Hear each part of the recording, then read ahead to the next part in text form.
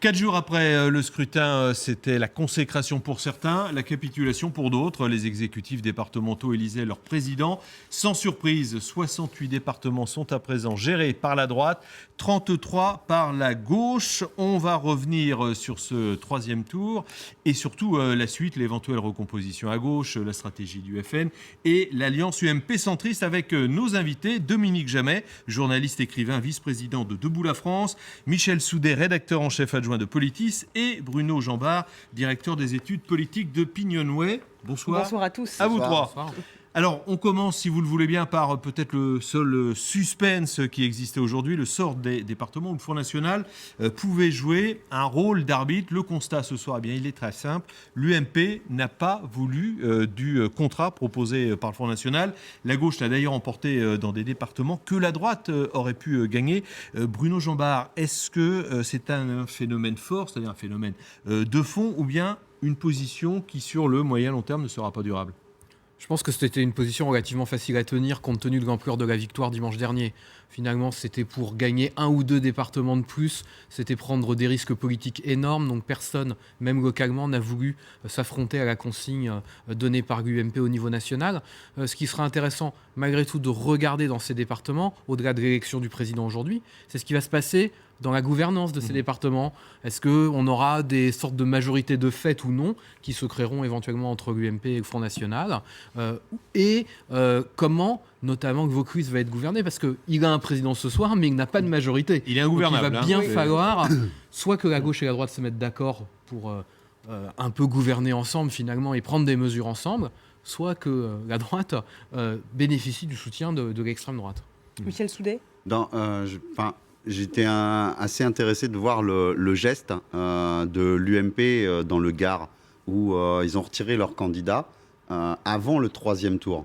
Bien souvent, ce n'est pas forcément compris pourquoi.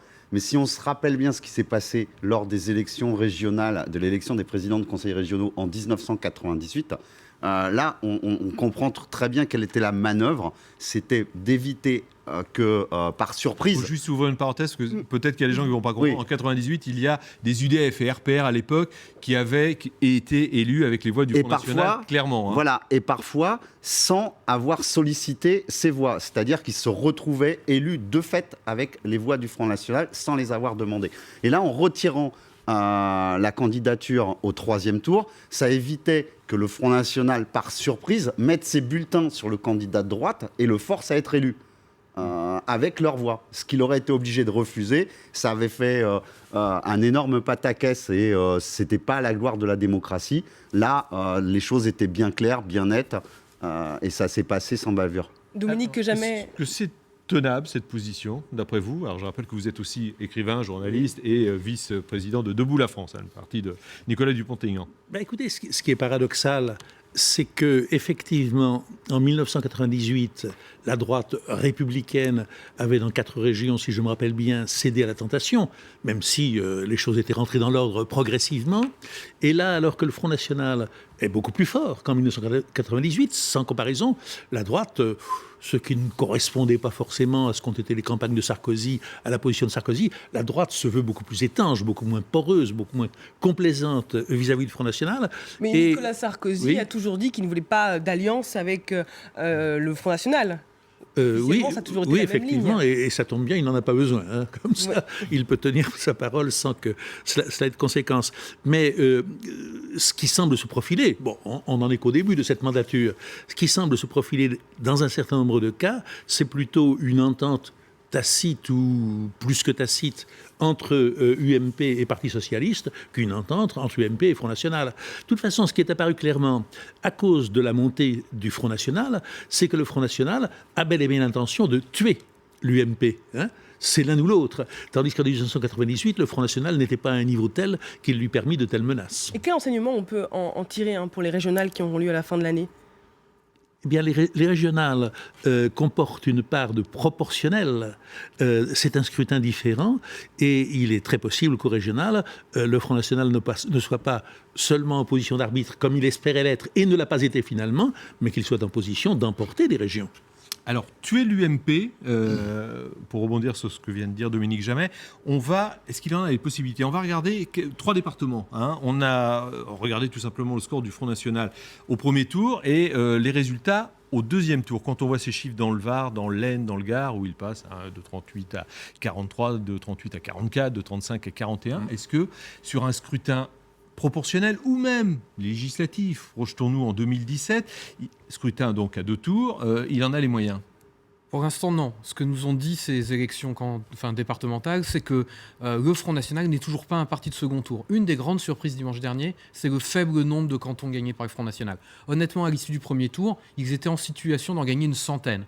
Ils en ont gagné 31. Donc il y a un déficit qui était inattendu. Il y a eu peut-être pas un front républicain, mais un front anti-FN dans les urnes. Pas de front républicain parce que les partis n'ont pas appelé à ça, mais les électeurs ont souvent arbitré contre le FN.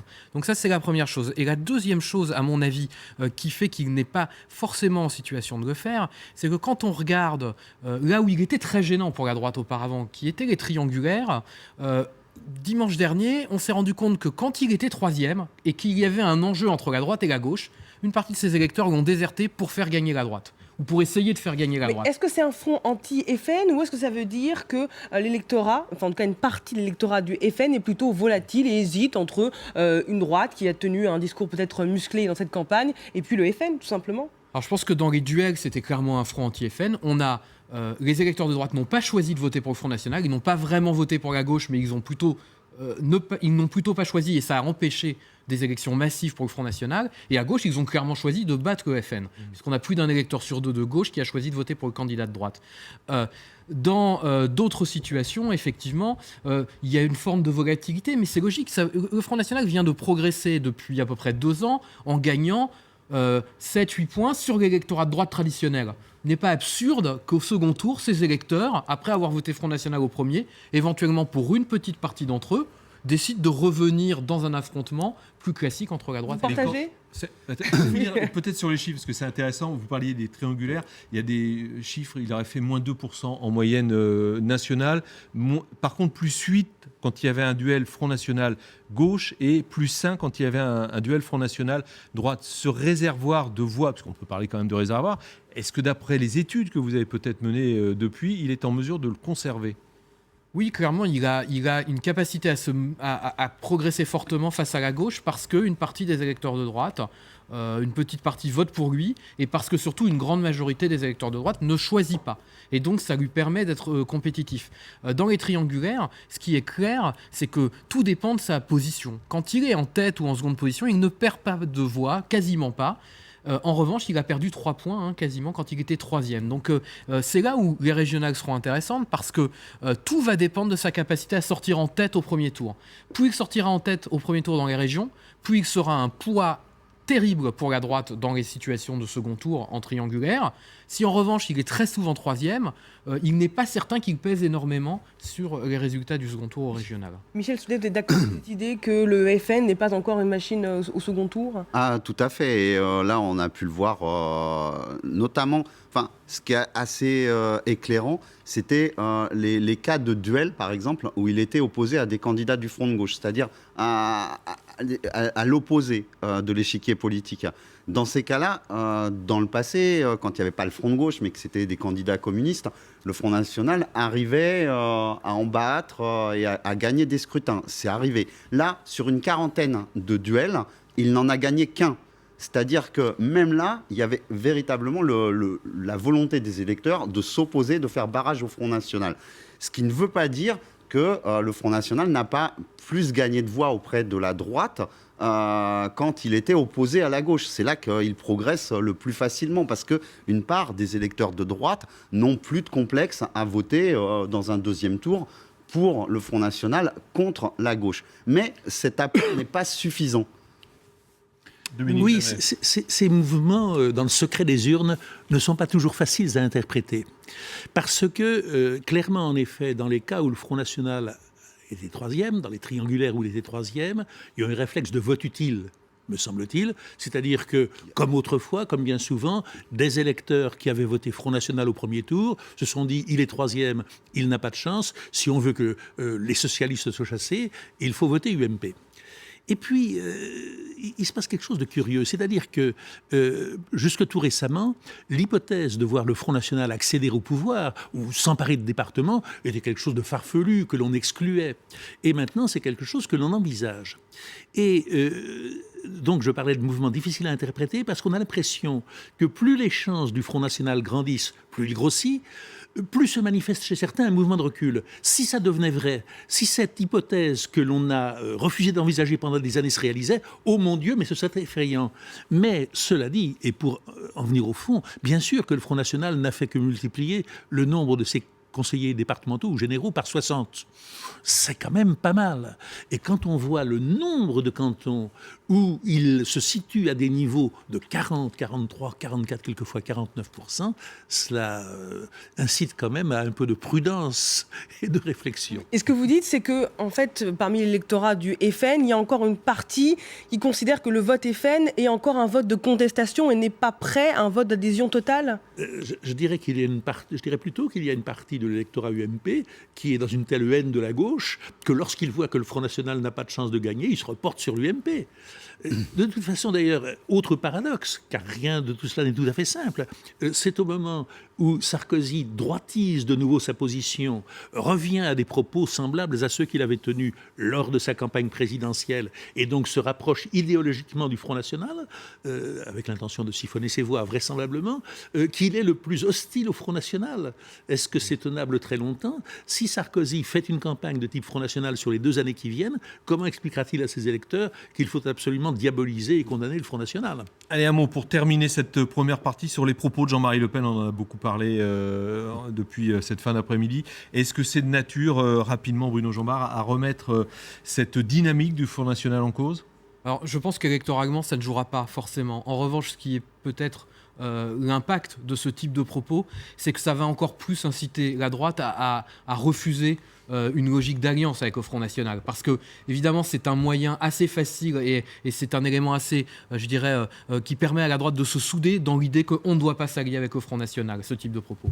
Si ce type de propos était rejeté par les électeurs, les candidats qui tenaient ce type de propos ou des propos extrêmement excessifs qui ont été pointés dans toutes sortes de médias n'auraient pas fait les scores qu'ils ont fait. Or, ça ne les a pas handicapés. Par contre, effectivement, ça crée un système de rejet par rapport avec les autres partis, d'alliance impossible.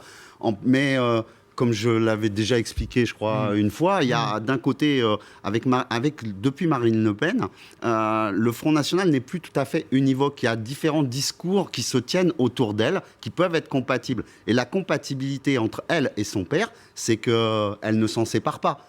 Et donc, on a d'un côté un discours islamophobe qu'elle tient et qui séduit un type d'électorat. Lui tient un discours antisémite.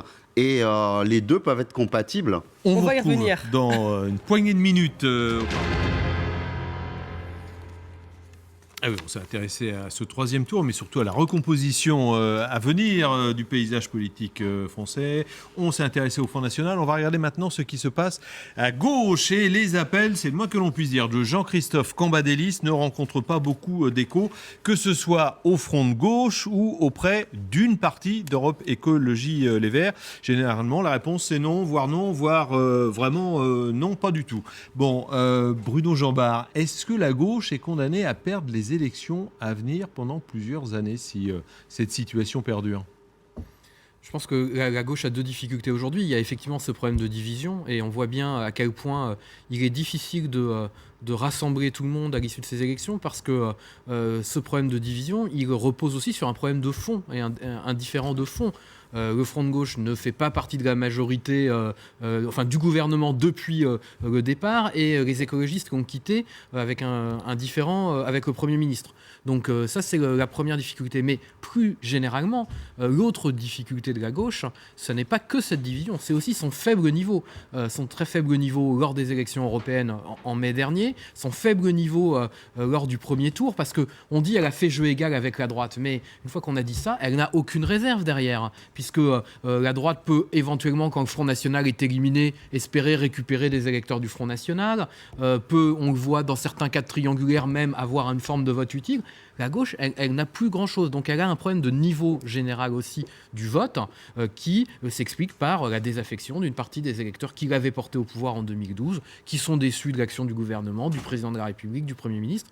Et donc je crois que c'est vraiment des réponses sur le fond qu'attendent ces électeurs pour que demain, elles soient de nouveau en situation. Le rassemblement de la gauche voulu par Manuel Valls, alors qu'il est attaqué par les écologistes, vous l'avez dit, par le Front de gauche, mais aussi au sein même du gouvernement, par Christiane Taubira, qui a dit dans le Nouvel Obs que c'était une faute pour la gauche d'avoir les mêmes mots que la droite. C'est une utopie pour le Premier ministre.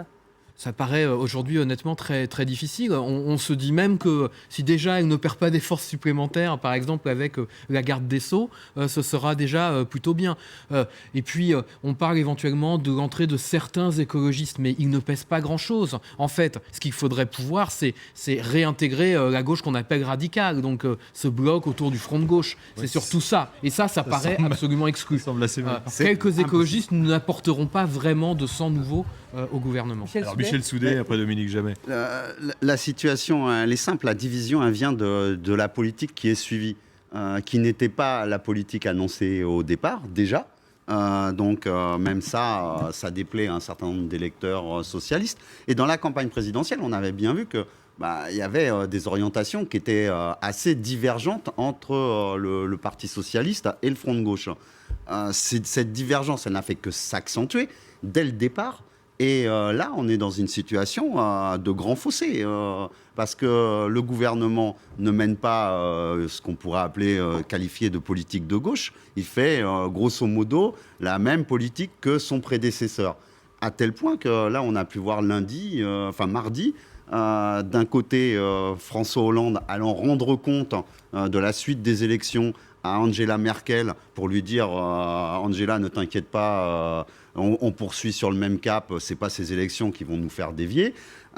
C'est exactement ce que on suit la feuille de route européenne, rien ne change. Et Manuel Valls essayait de rassurer les députés du Parti socialiste, parce que à l'intérieur même de ces députés, on peut bien imaginer qu'un certain nombre n'ont pas envie de se laisser emmener comme ça à l'abattoir sans réagir, l'abattoir étant la prochaine élection de 2017. Alors, avant de donner la parole à Dominique Jamais, est-ce que dans votre tête, vous, on connaît votre positionnement politique, vous êtes fait à l'idée de, maintenant on va perdre toutes les élections pendant plusieurs années?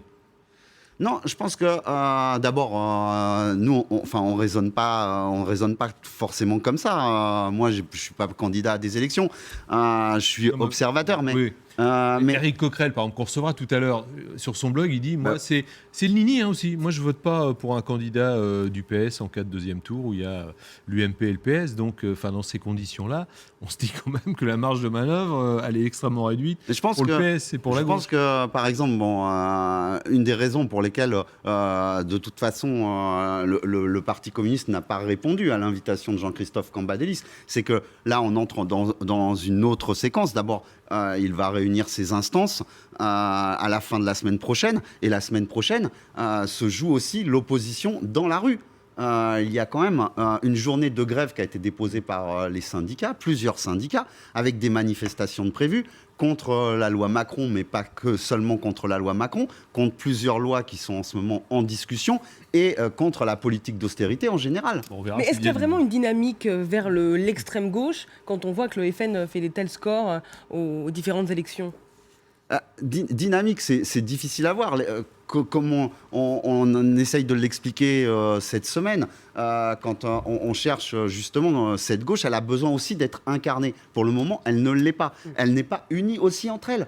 Il y a différentes formations au sein de la gauche de gauche qui n'ont pas forcément tout à fait les mêmes positionnements stratégiques et elles ne sont pas unifiées. Il n'y a pas un mouvement uni. En Grèce, par exemple, Syriza était né de plusieurs mouvements et il y avait eu un processus d'unification. Celui-là n'a pas eu lieu, notamment parce que, c'est vrai, le Parti communiste n'a pas voulu aller plus loin après l'élection présidentielle. Dominique Jamais, vous vous réjouissez de tout ça? Ça ne me Ça ne concerne doit pas vous faire pleurer quand même. Ça ne me concerne pas forcément directement, mais il y a une droitisation évidente de la France, de l'électorat français. Et à partir de cela, cela affaiblit la position de la gauche ou de l'extrême gauche, qui dit le pays a voté plus à droite qu'il ne l'a fait depuis longtemps, donc il faut faire un virage à gauche, il faut infléchir la politique du gouvernement vers la gauche. C'est difficilement compréhensible. Mais prenons les choses à l'envers. Si, par hypothèse, au deuxième tour de l'élection présidentielle de 2017, François Hollande ou Nicolas Sarkozy étaient opposés au Front National, je pense qu'une fois de plus jouerait, plus ou moins, mais jouerait le Front républicain et qu'il pourrait compter sur les voix de la gauche. Mais on n'en est pas là. On est avant le premier tour et on est même 2 ans avant le premier tour. Et on a 2 logiques qui se heurtent et qui semblent ne pas pouvoir se concilier. Il est clair qu'avec les seules voix du Parti socialiste, François Hollande est loin d'être assuré, c'est une litote, d'être qualifié pour le second tour. Donc, si l'on veut que la gauche soit présente au second tour, il faut voter François Hollande dès le premier tour. Il faut qu'il n'y ait qu'un seul candidat de la gauche. Mais est-ce que François Hollande est de gauche? C'est ce que conteste avec raison la gauche de la gauche. Et il y a quand même une espèce de provocation quand même bizarre. Nous ne changerons pas de cap, nous ne changerons rien.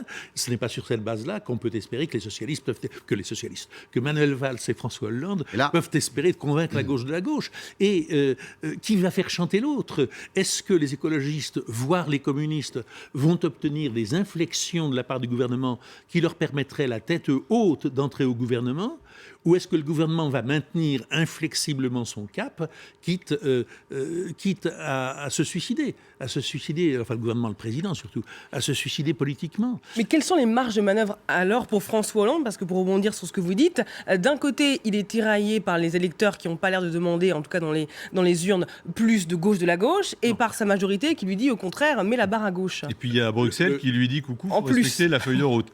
N'est-ce pas? Il est coincé de ce côté-là, ça, il n'y a aucun doute. Mais le grand argument qu'il a et qu'il va faire valoir en secret, discrètement ou en public, c'est tourner vers la gauche de la gauche. Vous n'allez pas prendre la responsabilité de laisser en tête-à-tête au second tour d'une élection présidentielle un candidat de droite et un candidat d'extrême droite. C'est quand même ça son argument numéro 1. On a assez reproché à Chevènement en 2002 d'avoir fait échouer Lionel Jospin. Il est évident qu'une candidature écologiste à 3%, une candidature du Front de gauche à 8%, ça a de quoi faire échouer Hollande, et ce serait une lourde culpabilité devant l'histoire, devant la gauche, devant les électeurs de gauche, à moins que l'on considère, ce qui est mon avis d'ailleurs, que François Hollande n'est plus de gauche, que Manuel Valls n'est pas de gauche, et à ce moment-là, tout devient compréhensible et clair, mais c'est en effet l'échec de ce qui se présente sous étiquette de gauche pour des années et des années. Bruno Jambard, on ne va pas lire dans le mar de café, surtout à cette heure-là d'ailleurs, mais c'est un scénario qui peut paraître probable, c'est une multiplication de candidats à gauche. De toute façon, il est certain que François Hollande ne sera pas le seul candidat de gauche au premier tour de la présidentielle. Il y aura au moins le bloc Front de gauche. Et même donc, si, comme dit Monsieur Jamais, on voit que le FN est très très haut dans les sondages avant le premier tour. Ah oui, je suis persuadé qu'il y aura une candidature alternative à gauche. Et donc, il aura cette difficulté-là. Tout le pari de François Hollande, c'est de dire la croissance est en train de revenir, les choses vont s'améliorer économiquement, et donc dans 2 ans, on n'en sera pas dans la situation où on est aujourd'hui. Le problème, c'est que c'est un pari qui mène depuis maintenant plus de 2 ans déjà, et que pour l'instant, il ne se produit pas. Et l'autre question qui se pose, c'est quand bien même la situation s'améliorerait d'ici 2017, que retiendront les électeurs? Les 3 premières années ou les 2 dernières? Ça, aujourd'hui, on n'est pas capable de le dire. Michel Soudet?